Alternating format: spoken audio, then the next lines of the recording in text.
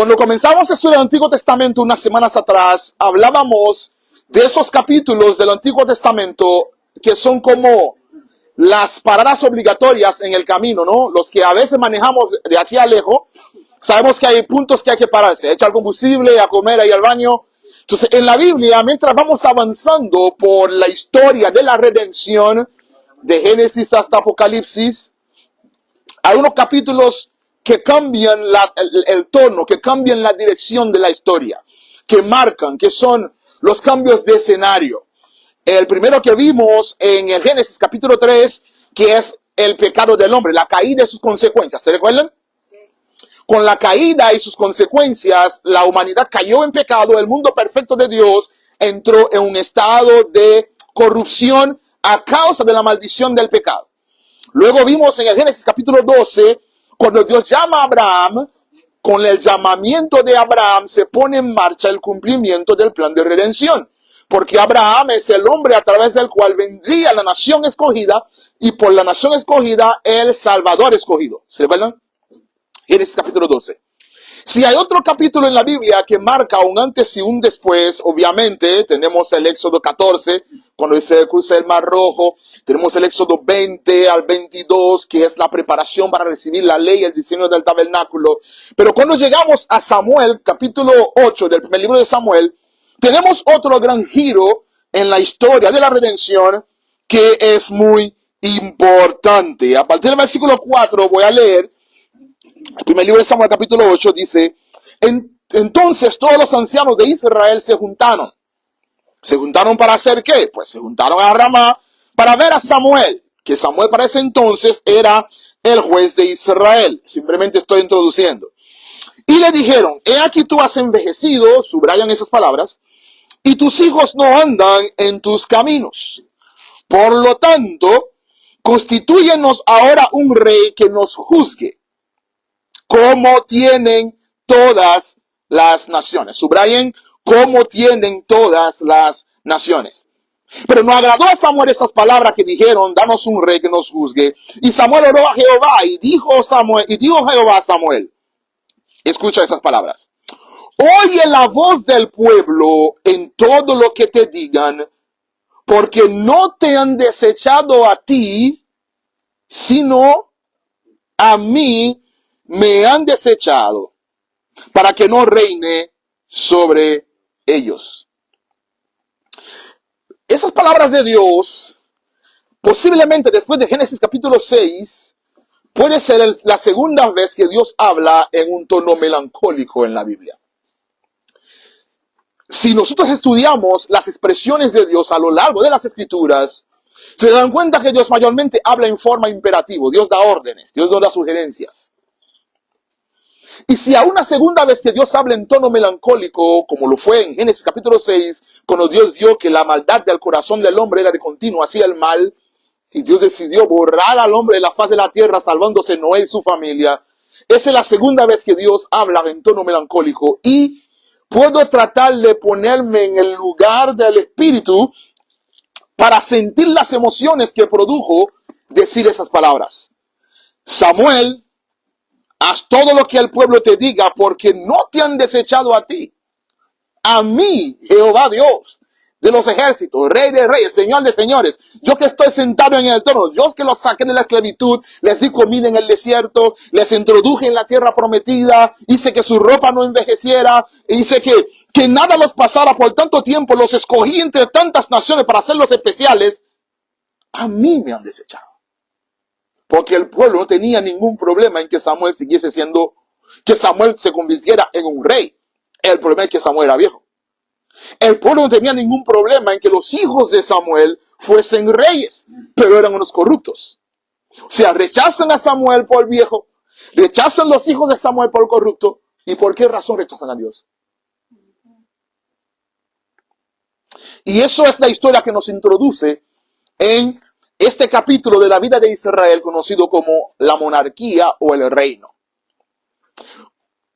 Hasta ahora hemos visto los inicios, los patriarcas, Israel en Egipto, Israel en el desierto. Hemos visto la conquista y la transición. Y después del tiempo de los jueces, llegamos al tiempo del último de los jueces de Israel, que es Samuel. Y en los tiempos de Samuel, el pueblo pasa de ser un simplemente pueblo a convertirse en una nación. Pasan de ser un pueblo sin una estructura política rígida o una estructura política fija que se puede ver, que se puede notar, porque hasta ahora eran una teocracia, eran gobernados por Dios, a ser una monarquía, un pueblo gobernado por un rey, por un monarca. Entonces lo llamamos Reino Unido al tiempo que transcurre desde que el pueblo le pidió a Samuel un rey en el 1117 hasta la división de Israel después de la muerte de Salomón en el 970 antes de Cristo. Entonces, ese tiempo lo veremos en los libros de Samuel y los libros de Reyes. Y esos libros, los personajes principales son Elí, Samuel, Saúl, David y Salomón. Elí, el mentor de Samuel, el sacerdote Elí, Samuel, el último de los jueces y el profeta que Dios va a usar para ungir como rey a los dos primeros reyes de Israel. Saúl, el rey escogido por el pueblo, el hermoso, el alto, ¿no? David, el rey conforme al corazón de Dios. Y Salomón, el más sabio de todos los reyes de Israel. Entonces, eso es el fundamento del Reino Unido. Tenemos 4 libros en la Biblia. En nuestra Biblia son 4 libros. En la Biblia hebrea son 2 libros. Los llaman esos 2 el primer libro de los reinos y esos 2 el segundo libro de los reinos. Si observa en tu Biblia, vas a ver que el segundo de Samuel comienza donde termina el primer libro de Samuel. Es una historia corrida porque era un solo libro, ¿no? Entonces, en vez de 4 libros, básicamente son 2 libros. El primer libro de Samuel, que nos habla del último de los jueces y los inicios del reinado de la monarquía. En ese sentido, está Elí, Samuel, David y Saúl en el primer libro de Samuel. En el segundo libro de Samuel, vamos a ver la historia desde Saúl hasta Salomón. En el primer libro de Reyes, que es el que sigue a Samuel, y se divide el reino desde Salomón hasta Acabe en el norte, Josafat en el sur, explicaremos eso en un momento. Y el segundo libro de Reyes, que nos habla de lo que son las deportaciones de Israel y el fin de Israel como ese proyecto glorioso de nación hasta el sol de hoy. Después de Salomón, Israel nunca volvió a ser lo que era. ¿Okay? Entonces comenzamos, a menos que tengan alguna pregunta, con los primeros 2 personajes. Son muy conocidos, ¿no? Elí y Samuel. ¿Por qué es muy conocido Elí? El que crió a Samuel. Por su sacerdocio, que servía como sacerdote. Sacerdote. Elí era sacerdote, no hay duda. Era también juez, el mismo título que recibió los 12 jueces que vimos la semana pasada. Gedeón, Samson, porque juzgaba al pueblo. Determinaba los asuntos de justicia y de arbitraje en el pueblo. Pero también era el mentor de Samuel, porque Samuel se crió con Elí desde que fue destetado hasta su edad adulta. Y Elí es importante en Israel por esta razón. Los 12 jueces que vimos la semana pasada, Otoniel, Agar, Barak, Débora y Barak, Jefté, todos esos jueces, mayormente tenían un liderazgo sectorial en Israel. Tenían un liderazgo sobre 2 tribus, 3 tribus, 4 tribus, 5 tribus. El primer juez que va a tener un liderazgo sobre las 12 tribus de Israel va a ser Elí. Porque Elí logró constituir la ciudad donde él vivía, en Silo, como la capital espiritual de Israel. Y como el pueblo tenía que viajar de diferentes partes a hacer sus sacrificios, a hacer sus ofrendas, de alguna forma Elí llegó a tener esa influencia sobre ellos. Elí es el hombre usado por Dios para unificar las 12 tribus de Israel, dividido desde los tiempos de Josué. 300 y tanto años había pasado. De 317 alrededor, más o menos. Y Elí entonces pudo, de alguna forma, que Dios obra por sendas misteriosas, ¿no? Comenzó a unificar el pueblo, preparando el camino para la monarquía. No es que Dios no tenía intenciones de darle a Israel un rey, pero a la forma de Dios, no a la manera del pueblo. ¿Ok? Entonces luego nace Samuel, su madre Ana era estéril, su padre Elcana tenía Penina, otra esposa que había tenido hijos, y Ana no tenía. y de forma milagrosa Elí le da una profecía a Ana y al año siguiente, Ana estaba embarazada y luego cumplió su promesa y llevó a Samuel para hacer ofrenda a Jehová. Y Samuel se cría en el templo bajo el liderazgo de Elí. Los hijos de Elí eran unos pecadores, eran malvados. Y Ofni y Finés, y Dios los mató a Ofni y Finés, y cuando Elí recibe la noticia de la muerte de sus hijos, se cae y se rompe el pescuezo. Y también muere. Se rompe la nuca. ¿Saben lo que es pescuezo, no? Se rompe el cuello. Se desnucó. Dicen en Dominicana, se rompió el cocote. En Puerto Rico también. Ok. Se desnucó. Dicen así en Guatemala. No, no saben. Dice él en Guatemala así, se dice así. En México no. No, en México no. El cuello. Entonces, con la muerte de Ofni y Finés, el que hereda el liderazgo de Elí es el discípulo aventajado, el único que queda, que en ese caso fue Samuel. ¿Okay? Samuel hereda ese liderazgo unificador como el último de los jueces de Israel y logró también tener influencia sobre las 12 tribus de Israel. Las 12 tribus desde Rubén hasta Simeón. Y Samuel va a tener ese privilegio de ser muy respetado por la nación porque era un hombre recto.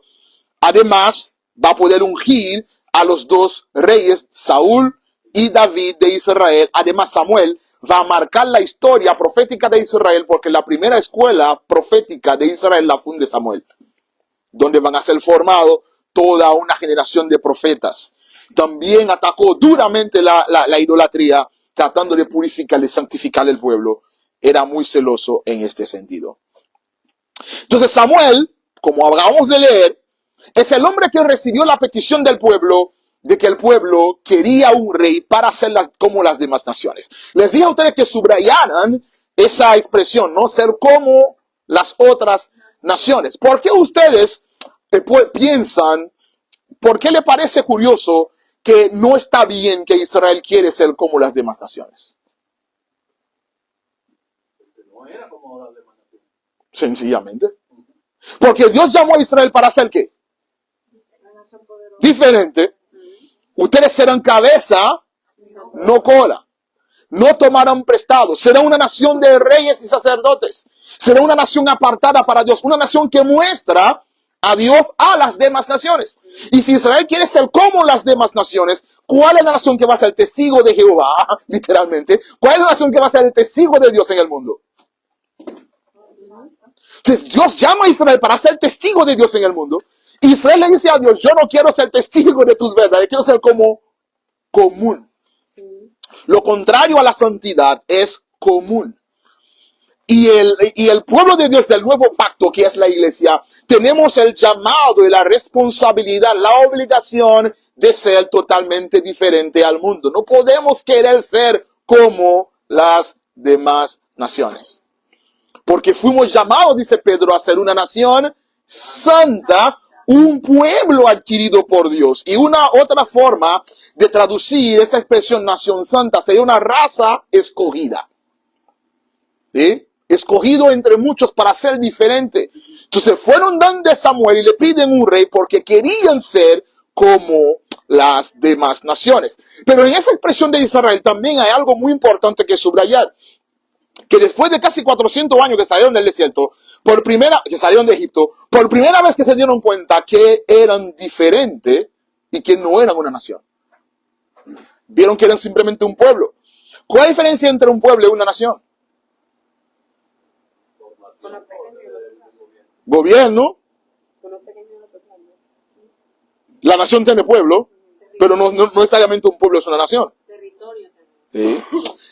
Si tú entras en Facebook y vas a ver en Facebook venezolanos en Cleveland, guatemaltecos en Cleveland, hondureños en Cleveland, dominicanos en Cleveland, boricuas en Cleveland, puertorriqueños en Cleveland, boricuas y puertorriqueños en Cleveland, colombianos en Ohio. No he visto colombianos en Cleveland, he visto colombianos en Ohio. Son pueblos dentro de una nación, diferentes pueblos, cada quien busca a su gente. No he visto ecuatorianos en Cleveland. ¿Sí? Tengo que entrar en ese grupo, porque estoy en casi todo ya metido. Yo estoy como un espía metido en todos. El punto es Israel se dio cuenta que eran un pueblo, pero no eran una nación. Porque como nación necesitan tener una identidad común, un gobierno común, un proyecto de nación, un conjunto de leyes y tener una serie de cosas que los consolida como nación. Y querían ser nación. No está mal querer ser nación. El problema era que querían ser nación como las demás naciones. Querían ser común, no querían ser especial, no querían ser diferentes. Le estaban diciendo a Dios literalmente, te equivocaste. Otra vez, volvemos a caer en la misma trampa del enemigo, pensando que somos más sabios que Dios. En este sentido, Dios le dice a Samuel, versículo 8 del capítulo 8. Conforme a todas las obras que han hecho desde el día que los saqué de Egipto hasta hoy, dejándome a mí sirviendo a dioses ajenos, así hacen también contigo. Ahora pues, oye su voz, mas adviérteles, protesta solemnemente contra ellos y muéstrales cómo les tratará el rey que reinará sobre ellos. Pero Dios le dice que son un montón de ingratos, todo lo que he hecho por ellos y ahora quieren dejarme a mí e ir en pos de un rey. No hay problema, dales un rey. Pero recuérdales cómo les va a tratar ese rey. Y ahí Samuel entonces, del versículo 10 hasta el 17, le dice que todo lo que el rey va a hacer de ellos. Pero el pueblo en el 19 dice, no quiso oír la voz de Samuel y dijo, no, sino que habrá rey sobre nosotros y nosotros seremos también como todas las demás naciones y nuestro rey nos gobernará y saldrá delante de nosotros y hará nuestras guerras. Y oyó Samuel todas las palabras del pueblo y les refirió eso en oídos de Jehová. Ahora, cuando leemos ese pasaje, hay dos principios que es bueno que entendamos. Es bueno que entendamos la diferencia entre lo que Dios decreta y lo que Dios permite. ¿Sí? La voluntad perfecta de Dios, lo que Dios decreta, Dios ha decretado que ha puesto, por ejemplo, límite al mar y el mar, a menos que cada vez que Dios quiera, no va a pasar de ahí. ¿Ok? Dios decretó que la tierra va a estar girando sobre su eje y girando alrededor del sol, y eso no va a cambiar. ¿Ok? Si Dios decreta su voluntad perfecta, su voluntad eterna. Dios en su voluntad perfecta tenía planes de darle rey a Israel. Pero Israel no quería esperar el tiempo de Dios ni hacerlo a la manera de Dios. Y Dios entonces les permite escoger un rey. Como Dios lo dice, díganle que escojan uno, porque si quieren un rey como las demás naciones, que escojan uno como las demás naciones. ¿Cómo eran los reyes de las demás naciones? Pero ¿cuáles son las características para escoger a los reyes de las demás naciones? Mayormente era el más fuerte, o el más rico, o hasta el más hermoso, el más valiente. Esas son las características sobresalientes de los reyes de la antigüedad. Por eso los reyes de la antigüedad eran grandes guerreros. Y cuando había guerra salían adelante, porque eran los mejores soldados, entrenados y capacitados para eso. Que Dios les permite escoger un rey conforme al modelo de los pueblos. Uno que sobresale frente a los demás. ¿Y cuál era esa característica que tenía Saúl que lo hacía un rey como los reyes de las demás naciones? Saúl era de la tribu de Benjamín y la palabra dice que parado el pueblo entero, impresionante, ¿no? Con todo el pueblo de pie, Saúl sobresalía por su altura. Me imagino que el tipo era bien alto. Era más alto que el de Alcarucini. Porque si con todo el pueblo de pie, dice la palabra, Saúl sobresalía. Es impresionante. Capítulo 9. Había un varón en Benjamín, hombre valeroso, era valiente, el cual se llamaba Cis, hijo de Abiel, hijo de Seror, hijo de Becorat, hijo de Afía, hijo de un benjamita. Y tenía él un hijo que se llamaba Saúl, que era joven y hermoso. Y entre los hijos de Israel no había otro más hermoso que él. De hombros arriba sobrepasaba a cualquiera del pueblo. El candidato perfecto, ¿sí o no? Entonces ahí Samuel entonces va, unge a ese joven Saúl como rey. Saúl fue ungido y recibió respaldo popular. El tipo era un líder popular. Fue aplaudido, fue celebrado, él comenzó a profetizar, el pueblo veía en Saúl el rey perfecto. Comenzó a hacer lo que el pueblo quería, dirigir las campañas bélicas de Israel, llevar al pueblo a la guerra y obtener muchísimas victorias, derrotando a filisteos, amalecitas, enemigos clásicos de Israel. Pero tenía un mentor espiritual que era Samuel, quien consultaba siempre a Dios por él. Pero en una de las batallas que tenía que ir a pelear Saúl, no podía esperar la aprobación del profeta porque su corazón estaba con el pueblo. Él idolatraba su popularidad y que no quería poner en peligro su popularidad. Y él terminó entonces dejándose guiar por el qué dirán, más por el compromiso y la convicción de lo que debe hacer. Lo peor que puede hacer un líder es comprometerse con la opinión pública por encima de la asignación que recibió de parte de Dios. Lo peor que tú puedes hacer como hombre de familia, como esposo, es querer agradar en vez de querer liderar. Lo peor que puedes hacer como esposa es querer ser graciosa en vez de ser una mujer de Dios. Vas a caer en la desgracia. Y eso es lo que llevó a Saúl a cometer el pecado de rebeldía y de obstinación y fue rechazado por Dios. Y tanto Saúl y David van a gobernar por 40 años de Israel, pero Saúl, a diferencia de David, va a terminar más de la mitad de su imperio con total locura por haber desobedecido a Dios. Y en ese proceso, silenciosamente, secretamente, mientras todavía Saúl era rey, Dios había escogido un rey diferente. Y ese rey diferente era el joven llamado ¿cómo? David posiblemente es el rey más famoso de toda la tierra oriental. No es un rey más famoso que David, el dulce cantor de Israel, el compositor de canciones. Aquel que pudo consolidar lo que llamamos el gran imperio de Israel. La vida de David se puede dividir en diferentes etapas. Primero, él fue pastor, jovencito pastor, el pequeño de la casa, ¿no? Y como pastor fue ungido en secreto en casa de sus padres. Cuando el profeta fue a la casa de Isaías a buscar el rey que Dios le dijo que estaba en esa casa, comenzaron a llamar a todos los hermanos de David y David estaba en el campo trabajando y nadie se recordaba de David. Y cuando dice el padre de David, Isaías, que ya no hay más. Y Samuel le pregunta, ¿estás seguro que no hay otro? ¡Ay, sí! Hay uno que está botado ahí perdido en el campo con las ovejas. Y entonces David, cuando llega David, Samuel dice, mira, que como se ve muy pequeño, ¿tú estás seguro que ese es? Y Dios le dice a Samuel, tú juzgas según la apariencia y yo miro el corazón. Procuremos que cuando Dios mire nuestros corazones, amados, sea siempre conforme a sus propósitos, conforme a sus diseños. Amén. Por eso David llegó a ser no un rey conforme al modelo popular, hermoso, alto, sino un rey conforme al modelo no popular, que es la integridad, el carácter y el compromiso con Dios. El que se compromete con la integridad, con el carácter, con hacer la voluntad de Dios. Tal vez no sea popular ni famoso allá afuera, pero será popular y famoso allá arriba. Te pregunto, ¿dónde tú quieres ser popular? ¿Allá afuera o allá arriba? Arriba.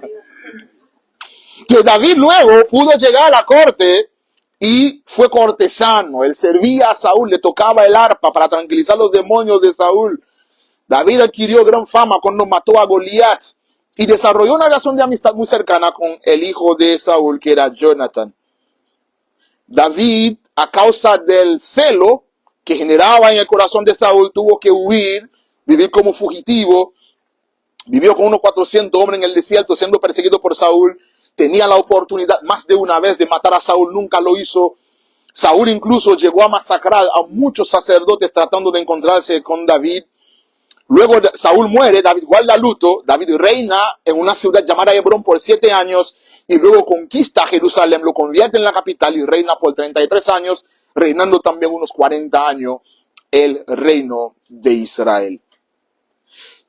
De David, grandes logros de David, a pesar de su carácter, su personalidad, David fue quien convirtió a Israel en la capital, Jerusalén, en la capital de Israel.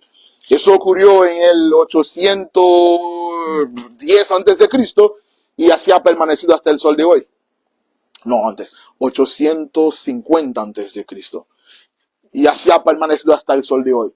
Jerusalén sigue siendo la capital de Israel. David quiso construirle casa a Dios, pero Dios se lo prohibió, pero a Dios se le agradó la idea. Si tus manos están manchadas de sangre, eres un guerrero. Yo te tengo a ti para que mates a mis enemigos, pero no me vas a construir casa. Tu hijo Salomón va a construirme casa. Entonces David pudo vencer todos los enemigos de Israel. David no le dejó a Salomón ni un solo enemigo, ni uno solo. Tiempo de paz, tiempo de prosperidad. Por eso Salomón pudo tener tanta riqueza. Además, Salomón era también medio astuto, ¿no? Se casó con las hijas de todos sus enemigos. Por eso tuvo 1000 mujeres. Pero como no hay hombre perfecto en la Biblia, solo está el Dios de la Biblia que es perfecto.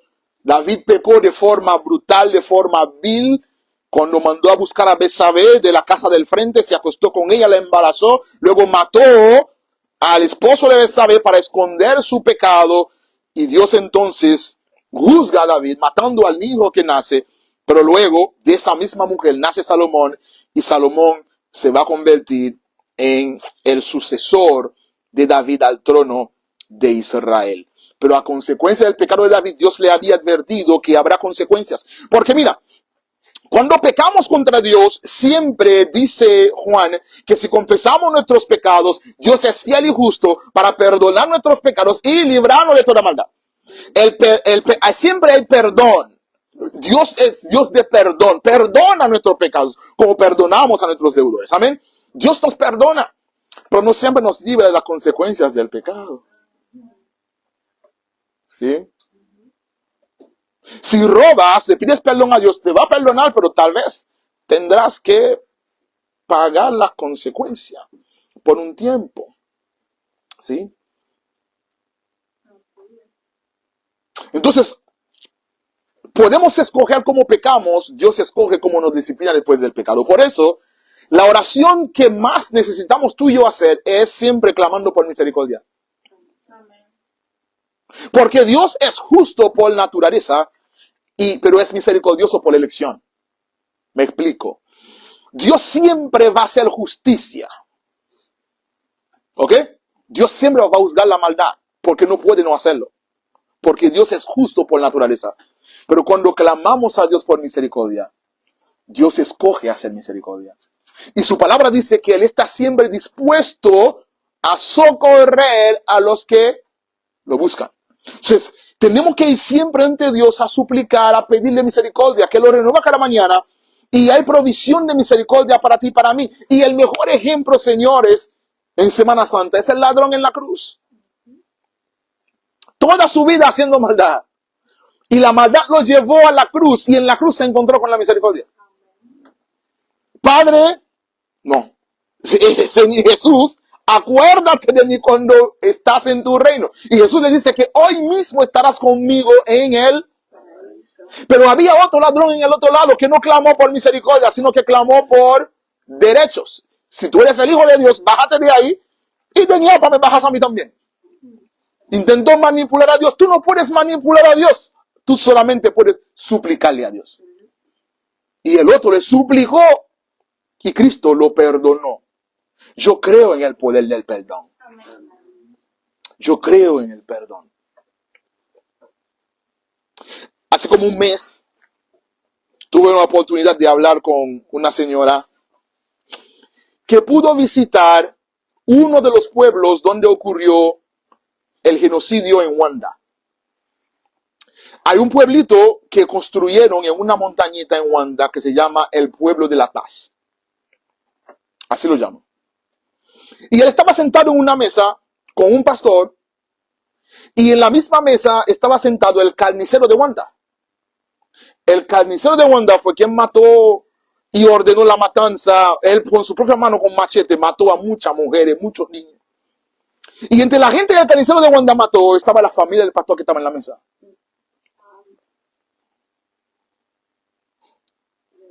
Ella estaba sentada en la mesa escuchando la historia del pastor, escuchando la historia de una muchacha llamada Grace que estaba sentado adelante, que también mataron a su familia, la violaron, le cortaron un seno. ¿Está escuchando? Perdón. El punto es que estaba escuchando todas esas noticias terribles. Grace está sentada en la mesa, el pastor está sentado en la mesa y el carnicero de Wanda está sentado en la mesa. Y después que ella duró horas escuchando las historias que estaban contando en la mesa, de hecho, la Villa de la Paz es una comunidad cristiana, ¿no? Todos los que están ahí son cristianos. Y cuando ella es pastora, está escuchando ese reportaje, estupefacta y dice, pero yo no entiendo lo que me están diciendo. Me están diciendo que perdiste tu familia, ese hombre fue quien los asesinó, tú perdiste tu familia, te maltrataron, te violaron, y él fue quien lo ordenó, y están sentados en la mesa. Y Grace, que estaba en la mesa, miró a la pastora y le dice, pues tú no conoces a Jesús entonces. La víctima mira a la pastora, una mujer de Inglaterra, le dice, pues tú no conoces a Jesús entonces. Si para ti es imposible que podamos ahora ser familia y amigos, tú no conoces a Jesús.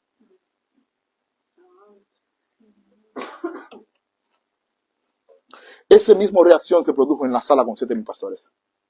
Silencio total.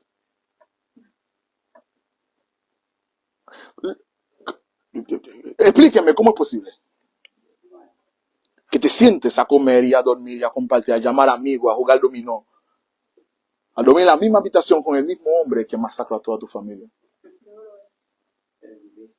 La misericordia de Dios. Porque de modo que si alguien está en Cristo, ese que estaba sentado en la mesa ya no es el carnicero de Wanda. Era el pastor asociado de la iglesia que ahora predicaba en Wanda la paz y la salvación.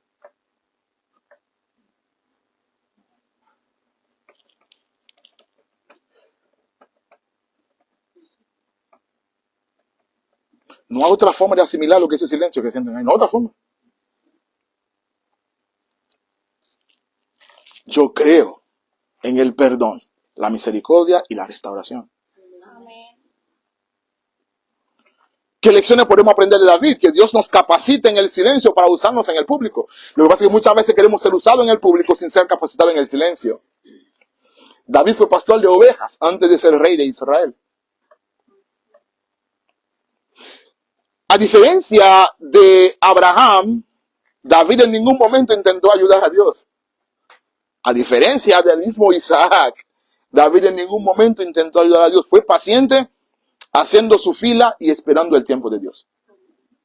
Esa espera que a veces nos desespera, amados, es necesario para la formación de nuestro carácter. ¿Verdad que esa espera desespera? David espera años. Años esperó sentarse en el trono. Pero esa espera que desespera es necesaria. Otra lección que aprendemos de David: todos podemos pecar. El más santo, David, pecó. El más fuerte, Samson, pecó. Y el más sabio, Salomón, ni se diga. Todos podemos pecar y de la peor manera, pero solo el que se arrepienta alcanza misericordia. En el arrepentimiento hay misericordia y hay perdón. David se arrepintió, Dios tuvo misericordia con él. Porque Dios es justo en juzgar, es fiel en perdonar. ¿Alguna pregunta de David? ¿Ah? Pero qué bueno hubiese sido que ese reino que consolidó, que fortaleció David, se hubiese quedado de esta forma, ¿no? Decíamos que Salomón, el segundo hijo de Betsabé con David, es quien va a heredar el trono y va a ser el último rey de Israel para mí. Y le voy a explicar por qué. Porque después de Salomón, Israel se va a dividir en dos naciones, vamos a verlo hoy, y nunca volverá a ser fuerte y nunca volvió a ser una nación de 12 tribus, jamás. Jamás, después de Salomón no. Por lo tanto, Salomón es el último rey de la gran nación de Israel. En el primer libro de Reyes 2:12 dice: y se sentó Salomón en el trono de David su padre, y su reino fue firme en gran manera. David peleó todas las guerras que tenía que pelear Salomón. Salomón peleó una sola guerra, fue contra su propio hermano, que intentó derrocarlo. ¿Sí? Pero Salomón va a pecar contra Dios y el profeta le va a decir que va a romper el reino. Pero por amor a mi siervo David no lo haré en tu tiempo, sino que lo haré en el tiempo de tu hijo, de tu descendencia. Y eso exactamente es lo que va a pasar cuando llegamos al reinado de Salomón. Saúl, Salomón, David, cada uno gobernó 40 años. El Reino Unido duró 120 años. ¿Ok? Pero los 40 años de Salomón fueron de mucha prosperidad y paz. Porque número uno, no peleó. Número dos, Dios le dio a Salomón un cheque en blanco. ¿Alguien quiere un cheque en blanco? Una tarjeta sin límite, te dicen, gasta todo lo que tú quieres. Fue literalmente lo que dio a Salomón. No tenga intereses tampoco. Dice Salomón, Dios le dice a Salomón, ¿qué tú quieres? Pídeme lo que tú quieres. Salomón dice, dame sabiduría para gobernar. Y a Dios le agradó que el tipo parecía que no era vanidoso, ¿no? Yo no me imagino, no voy a decir lo que voy a decir. ¿Tú te imaginas que Dios te lleve a un supermercado y te dice, o al mall, te dice, lleva todo lo que tú puedas? Sí, las mujeres se pondrían felices, ¿no? Pero Salomón estaba allí, Dios le dijo que escogiera lo que sea, escogió sabiduría y Dios entonces, además de la sabiduría, le dio poder, fama y riquezas. Tenía unos 30 años, era muy joven cuando ascendió al trono. Y Dios permitió que construyera el templo más grande que se había visto en la tierra palestina hasta el sol de hoy. Tuvo sus 1000 mujeres y eso lo llevó a la perdición. ¿Eso es literal? Sí, 1 Samuel 11 del 1 al 13. Búscanlo ahí. Reyes. 1 Reyes 11 del 1 al 13. Parece una exageración, ¿no? Es que no eran mujeres como las de ahora. ¿Cómo es eso?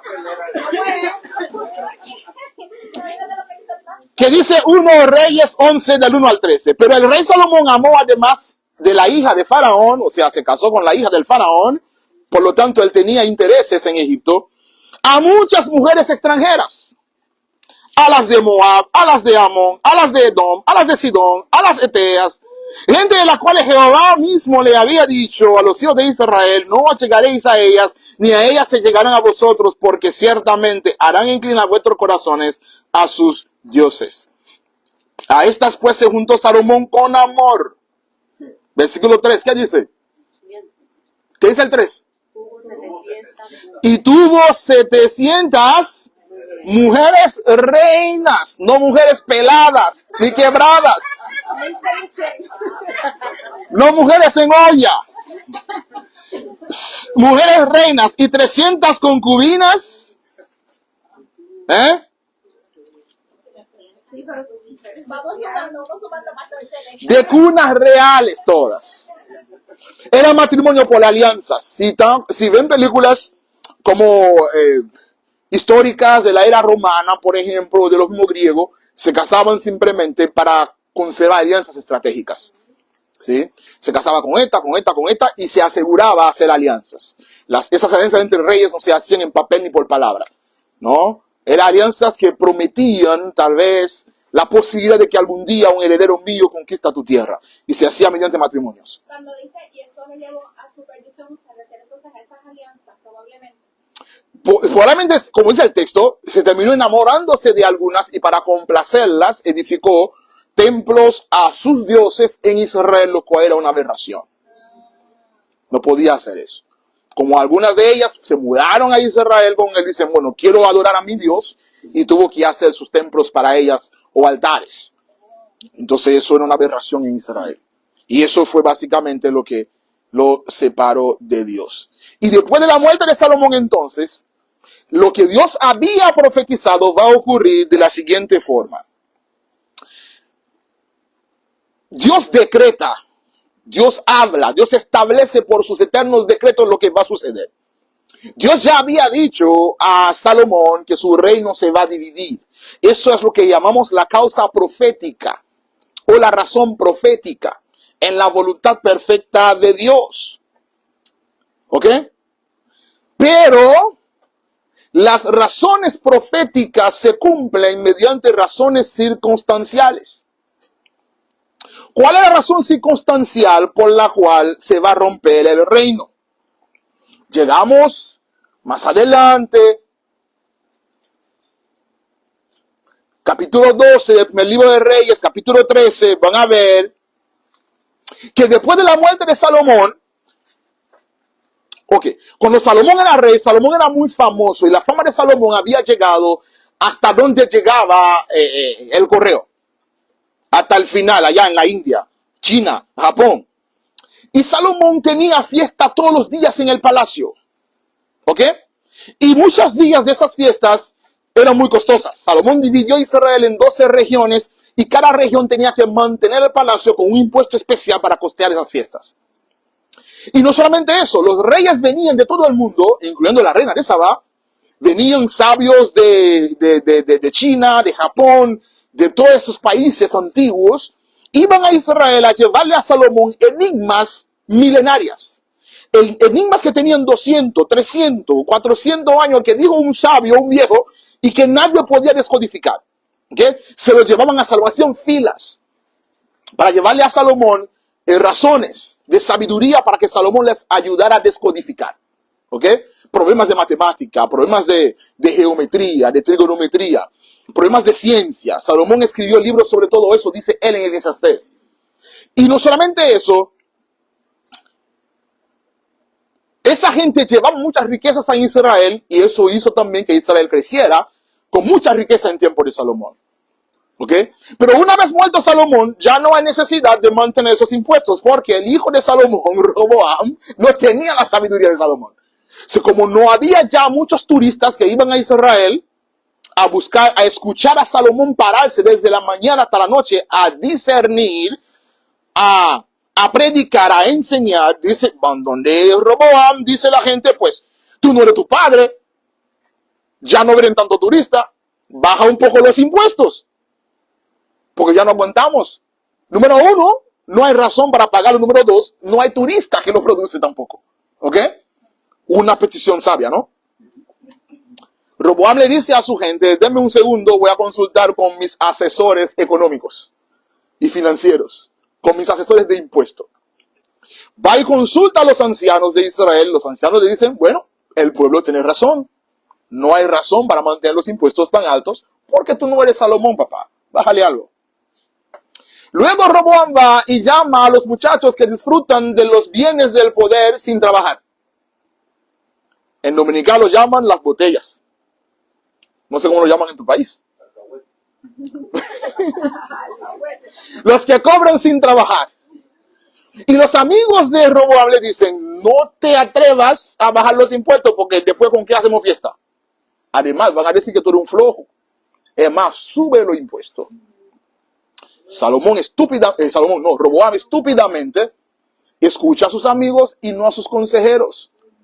Cuando pides consejo, no pides consejo para que te digan lo que quieras escuchar. Pide consejo para que te digan lo que necesitas escuchar.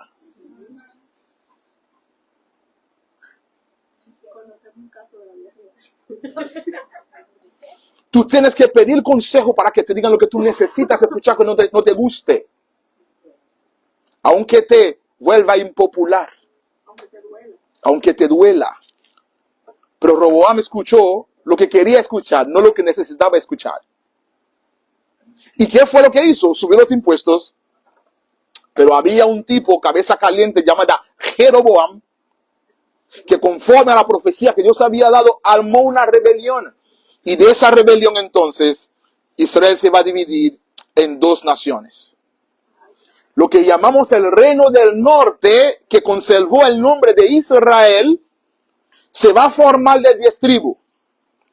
De 10 tribus, excepto Judá y Benjamín. Es decir, aquí van a estar Rubén, Simeón, Zabulón, Isaacar, Gad, Dan, Aser, Neftalí y las 2 media tribus de José. Entonces, 10 tribus van a formar esta nación. Prácticamente la gran parte de Israel en el norte. Su capital va a ser Samaria. van a edificar un templo en Samaria, en el monte de Gerizim, para evitar que la gente del norte vaya al sur a adorar y se queden en el sur.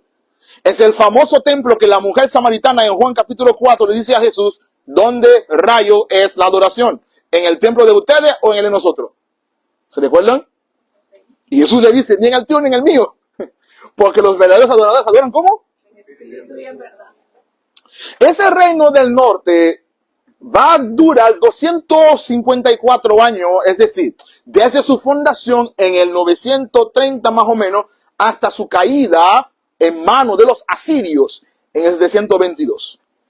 19 reyes van a gobernar durante ese tiempo de 9 familias diferentes. Importante eso, porque aquí siempre había golpe de estado.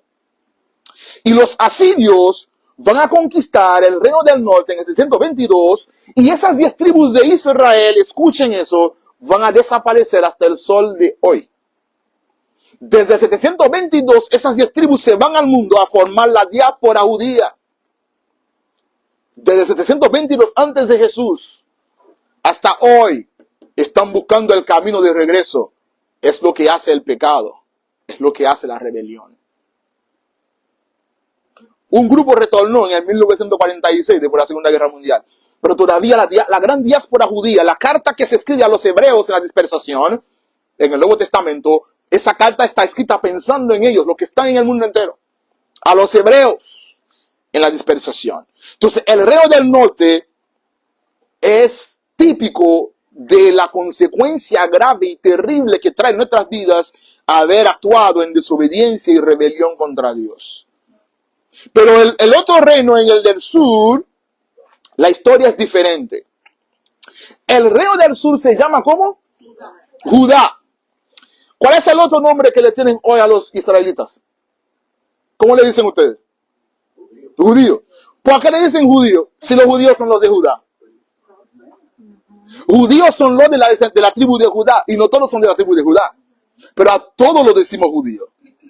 ¿Por qué? Porque los que estaban aquí en el norte, las 10 tribus que estaban en el norte, que se llamaban Israel, en el 722 se pierden. Pero los que estaban aquí en Judá se van al exilio en manos de Nabucodonosor y luego regresan. Y son aquellos que podemos saber quiénes son, por eso los llamamos judíos hasta el sol de hoy. Porque los que hoy conocemos son los que eran de Judá, que fueron y volvieron. Pero los que eran de Israel, se fueron, nunca volvieron. Por eso Jesús era el rey de los judíos.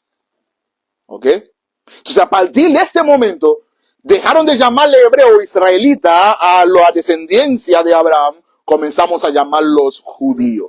Porque el reino de Judá era formado por 2 tribus. Judá, que es de donde era Salomón, de donde era David, de donde era Roboam, su tribu se quedó con él.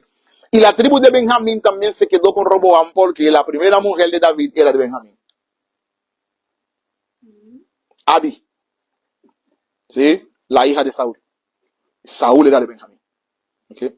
Entonces, ese reino lo llamaban Sur, no norte, borra y norte ahí. Sur. Su capital era Jerusalén. Vivió más tiempo que el norte. ¿Okay? Cuando cae el norte, en el sur gobernaba Josafat. Los asirios intentaron invadir también el sur, pero el sur, en el norte eran todos idólatras, los reyes eran malos todos. En el sur los reyes eran más o menos temerosos de Dios. Entre ellos el famoso Josafat. Y Dios guardó el sur. Por eso, de los 20 reyes que gobernaron en el sur, todos fueron de la casa de David, en cumplimiento de la promesa de Dios. Arrancaré el reino de tu mano, pero por amor a mi siervo David, dejaré un remanente que permanezca en la casa de David para poder rastrear el linaje real de Jesús. ¿No? Entonces, de esos 20 reyes en el sur, 9 eran buenos, 11 malos, más o menos la mitad. Y el sur cayó por mano de Babilonia y el rey Nabucodonosor, y van a ir al exilio por 70 años, y 70 años después van a regresar a reconstruir los muros en tiempo de Nehemías, reconstruir el templo en manos de Esdras, y de ese grupo del sur, los judíos, podemos entonces rastrear el linaje de Jesús. Pero hablábamos hace un momento de las deportaciones, ¿no? Mayormente se habla de dos deportaciones, pero el pueblo de Dios del Antiguo Testamento sufrió 4 deportaciones. Y eso es importante, con eso cerramos hoy porque le he dicho muchas cosas hoy. La primera y una de las más importantes para mí, el del 722, porque esa marca el fin de Israel. Recuerden el gran imperio israelí bajo el gobierno de Salomón, que conquistó todo el mundo, que tenía fama en el mundo entero. Luego se divide en 2 naciones. En el 722, a causa del pecado, los asirios, la misma nación que Jonás no quería ir a predicar porque Jonás sabía que eso iba a pasar. Jonás quería que Dios los matara antes de ellos invadir Israel. Pero Dios usa a los asirios, los de Nínive, y va a desaparecer 10 tribus de Israel por siempre. Eso me da a mí la idea de lo severo que puede ser el juicio de Dios contra el pecado. Porque si Dios trató así al pueblo que Él escogió, ¿qué nos ha hecho pensar que nos va a tratar diferente? Si deliberadamente escogemos darle la espalda a Dios. Ellos escogieron darle la espalda a Dios, Dios los desapareció. Nadie hoy puede decir, mira, yo soy de Rubén, yo soy de Isaacar. No lo saben. Perdieron los registros. Pablo en Filipenses dice, yo soy la tribu de Benjamín, porque los de Judá y de Benjamín son los únicos que se podían rastrear con claridad, con exactitud. Entonces, a partir de esa deportación, en 722 a.C., se comienza a darle la formación a ese pueblo híbrido llamado samaritanos, que son como gentiles con culturas o ciertas tradiciones hebreas. Por eso en los tiempos de Jesús pelean tanto. Es como un haitiano tratando de ser dominicano, ¿no? Se ve raro. Entonces, así eran ellos. Eran gentiles que trataban de ser judíos. Y a los judíos no les gustaba eso. Pero también están las 3 invasiones de Babilonia. La primera en el 607. La primera vez que invade Nabucodonosor, se va a llevar los jóvenes, los más hermosos, los más fuertes, entre ellos Daniel y sus amigos. ¿Se recuerdan, no? La segunda invasión babilónica va a ocurrir casi 100 años después, no menos, 8 años después, y Babilonia se va a llevar consigo unos 10,000 judíos, entre ellos el profeta Ezequiel. Y la última invasión es cuando va a poner fin a Israel por completo. Destruye el templo, quema los utensilios, derriba los muros de la ciudad, y el templo de Salomón fue destruido en esa última, y más nunca volvió a ser tan hermoso como era. Aunque Ageo profetizó que la gloria postrera será mayor que la primera, esa gloria no tenía que ver con la apariencia física, tenía que ver con el compromiso de convicción y de santidad que iba a haber en el corazón del pueblo. Ahora, si una cosa muy importante y muy necesario subrayar de las deportaciones de Israel es lo siguiente. Mientras Dios cuidaba a Israel constantemente abandonaba a Dios, se dedicaba a la idolatría. Dios disciplina a Israel mandándolo 70 años de esclavitud en Babilonia. Cuando Israel regresa, más nunca volvieron a ser idólatras. Lo que no podían aprender por amor, lo aprendieron con dolor. Cuando los griegos invadieron Israel, unos 190 años antes de Cristo, cuando un rey griego llamado Antíoco Epífanes intentó llevar a Israel a la idolatría de nuevo, los israelitas fueron a la guerra y murieron muchos porque decían, no volveremos a ser idólatras jamás. Porque Dios juzga duro la idolatría y no queremos volver a la esclavitud. Muchas veces hay lecciones que no aprendemos por amor. Hay lecciones que nos toca aprenderlo por dolor. Pero por amor o por dolor, hay lecciones que es necesario aprenderlas. Porque Dios está más comprometido con la formación de nuestro carácter que con nuestra comunidad temporal. Esa comunidad temporal es simplemente temporal. Leía hoy a un predicador que decía, es mejor un poco de guerra ahora y una eternidad de paz que una falsa paz ahora y una eternidad de tormento. Lo repito, es mejor un poco de guerra ahora y una eternidad de paz que una falsa paz ahora y una eternidad de tormentos. Por eso es el Dios de gracia no escatima esfuerzos para que Cristo sea formado en nosotros. Y para formar el carácter de santidad y de pureza en Israel, los disciplinó duramente. Y Dios nos libra de ser disciplinado. Pero la palabra dice que Dios al hijo que ama, como el buen padre, lo disciplina.